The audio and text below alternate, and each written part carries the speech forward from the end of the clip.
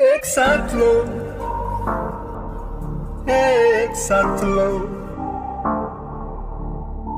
exatlo, exatlo. Fenomenul Exatlon difuzat de Canal D, unde necunoscuții se întrec cu vedetele. N-au captat atenția că sunt iuți și furioși, o echipă de războiniți și o echipă de faimoși. Vladimir Drăghia, Darisa, Gianni Chiriță, Dili Bulimar lângă Diana Belbiță, Cătălin Cazacu care aduc puncte din plin, să mănânce bine și Hurezea nu Oltin. De cealaltă parte am de prezentat mai multe. Mariana plânge dacă nu aduce puncte. De Alex se știe că e pus pe strategii, se lasă de dansuri dacă ia 100.000. Ștefan e tăcut, dar face tot ce se poate, la fel și Ionuț, profesorul de karate. Urmează Alina, prietenă cu Mariana, și în cele din urmă e handbalista Roxana. Exatlo, exatlo, exatlo, exatlo. Miza întotdeauna e mâncarea și cazarea, și să fii cu minte să eviți eliminarea. Dacă nu câștigi, zi de zi mănânci orez, iar după o lună vei fi jumate chinez. Când e pe cazare, dacă n-ai un plan măreț, vei avea onoarea să locuiești la coteț. Printre ligioane a bătut și nemâncat, cealaltă echipă visează frumos în pat. Sunt nelămurit, hai să o luăm mai ușurel, băieții slăbesc, fetele rămân la fel. Care e secretul să-l spună Cosmin Cernat? E ceva în plus pentru fete separat. Mariana e vegetariană doar când nu mănâncă, dar e foarte clar că are gambele de stâncă. Oricum peste o vreme vă întâlniți toți la grătar. Apropo, Oltin, vrei să fii miliardar? Exatlo, exatlo, exatlo, exatlo, exatlo, exatlo, exatlo, exatlo.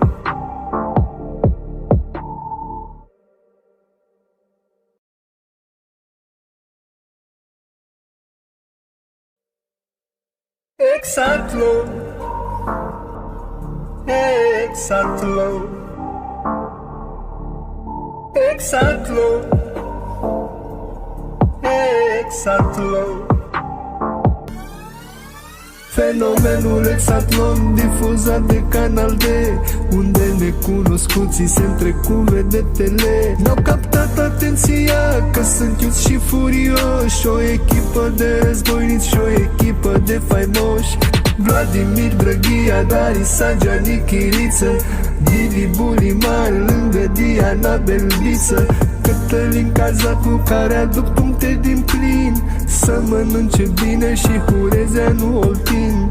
De cealaltă parte am de prezentat mai multe. Mariana plânge dacă nu aduce puncte. De Alex se știe că e pus pe strategii, se lasă de dansuri dacă ia 100.000. Ștefan e tăcut, dar face tot ce se poate, la fel și Ionuț, profesorul de karate. Urmează Alina, prietenă cu Mariana, și în cele din urmă e handbalista Roxana. Exatlo, exatlo, exatlo, exatlo. Miza întotdeauna e mâncarea și cazarea, și să fii cu minte să eviți eliminarea. Dacă nu câștigi, zi de zi mănânci orez, iar după o lună vei fi jumate chinez. Când e pe cazare, dacă n-ai un plan măreț, vei avea onoarea să locuiești la coteț. Printre ligioane a bătut și nemâncat, cealaltă echipă visează frumos în pat. Sunt nelămurit, hai să o luăm mai ușurel. Băieții slăbesc, fetele rămân la fel. Care e secretul să-l spună Cosmin Cernat? E ceva în plus pentru fete separat. Mariana e vegetariană doar când nu mănâncă, dar e foarte clar că are gambele de stâncă. Oricum peste o vreme vă întâlniți toți la grătar. Apropo, Oltin, vrei să fii miliardar? Exact, lo, exact, lo, exact, lo, exact, lo, exact, lo, exact, lo, exact, lo, exact, lo.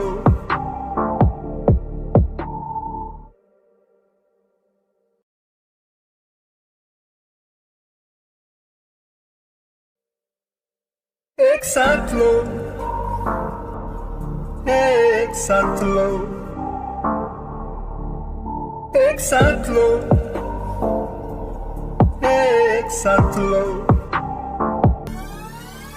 Fenomenul Exatlon difuzat de Canal D, unde necunoscuții se întrec cu vedetele. N-au captat atenția că sunt iuți și furioși, o echipă de războiniți și o echipă de faimoși. Vladimir Drăghia, Darisa, Gianni Chiriță, Dili Bulimar lângă Diana Belbiță, Cătălin Cazacu care aduc puncte din plin, să mănânce bine și Hurezea, nu Oltin.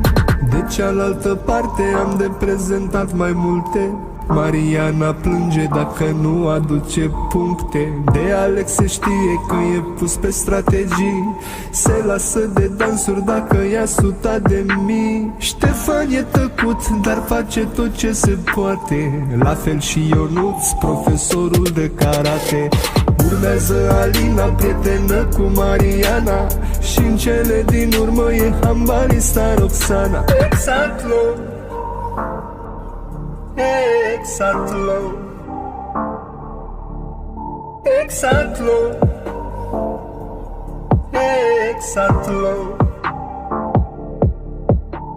Miza întotdeauna e mâncarea și cazarea, și să fii cu minte să eviți eliminarea. Dacă nu câștigi, zi de zi mănânci orez, iar după o lună vei fi jumate chinez. Când e pe cazare, dacă n-ai un plan măreț, vei avea onoarea să locuiești la coteț. Printre ligioane a bătut și nemâncat, cealaltă echipă visează frumos în pat. Sunt nelămurit, hai să o luăm mai ușurel. Băieții slăbesc, fetele rămân la fel. Care e secretul să-l spună Cosmin Cernat?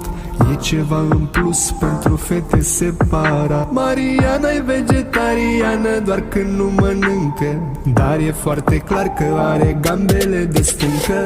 Oricum peste o vreme vă întâlniți toți la grătar. Apropo, Oltin, vrei să fii miliardar? Exact, lo, exact, lo, exact, lo, exact, lo, exact, lo, exact, lo, exact, lo, exact, lo.